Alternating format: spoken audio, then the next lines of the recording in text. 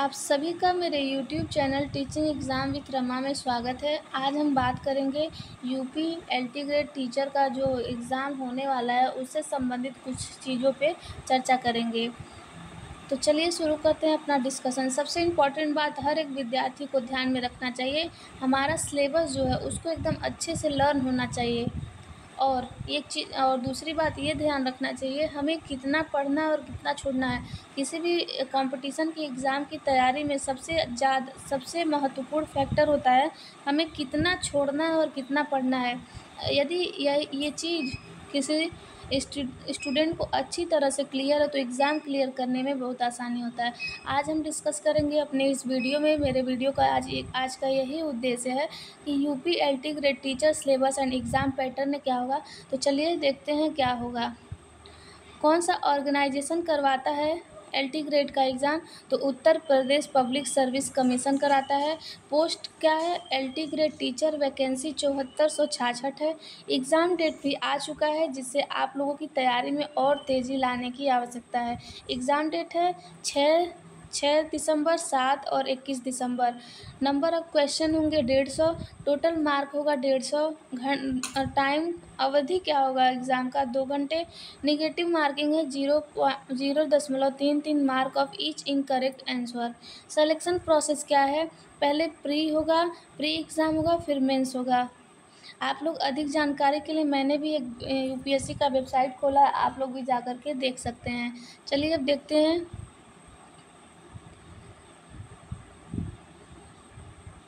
Syllabus पे हम लोग सीधे आते हैं। जैसा कि हम पहले बताएं कि 150 का क्वेश्चन होगा और 150 नंबर भी होगा और माइनस मार्किंग होगी और 2 घंटे का समय आप लोगों को मिलेगा। पहला पार्ट होगा जनरल स्टडीज़ और दूसरा पार्ट होगा जो आपका सब्जेक्ट होगा like home science, Hindi, English, geography, polity, history, बहुत सारे तमाम सब्जेक्ट हैं। जनरल स्टडीज़ में 30 क्वेश्चन 30 मार्क का और जो हमारा सब्जेक्ट होगा स्पेशल सब्जेक्ट मेरा होम साइंस है, आप लोगों का जो सब्जेक्ट होगा उसको ध्यान में रख कर के इस बातों को समझने की कोशिश करिएगा। 120 क्वेश्चन होंगे। ये माइंड मैप दिया हुआ है, इससे समझने में आसानी होगी। अब चलिए अपने सिलेबस पे चलते हैं। UP LT grade exam mains exam pattern, ये आप लोग पीडीएफ डाउनलोड करके देख लीजिएगा। ये एग्ज़ाम पैटर्न पहले भी मैं बता चुकी हूँ।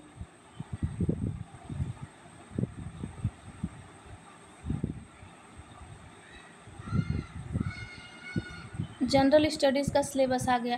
पहले हिस्ट्री का है, history of India and Indian national movement के बारे में पढ़ना है।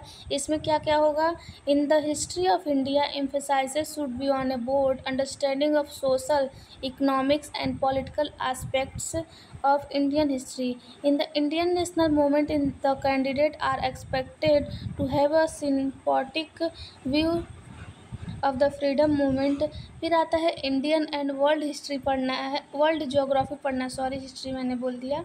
फिर आता है Indian polity and governance, constitution, political system, panchayati raj तो हर एक परीक्षा में पूछा जाता है, सभी लोगों को याद भी हो चुका होगा। फिर आता है public policy, rights issue etc. फिर आता है Indian economy and social development, current event and national and international importance. Indian agriculture से सवाल पूछा जाएगा और जनरल साइंस आएगा। Elementary mathematics of class 10 level तक आएगा।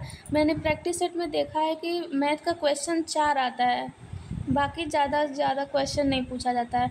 अब UP LT grade teacher syllabus for जो स्पेशल सब्जेक्ट है हम लोगों का, देखिए क्या क्या सब्जेक्ट है इसमें।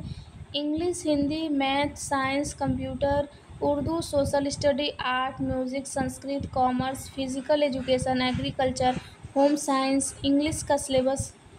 हम अपने सिलेबस पे चलते हैं।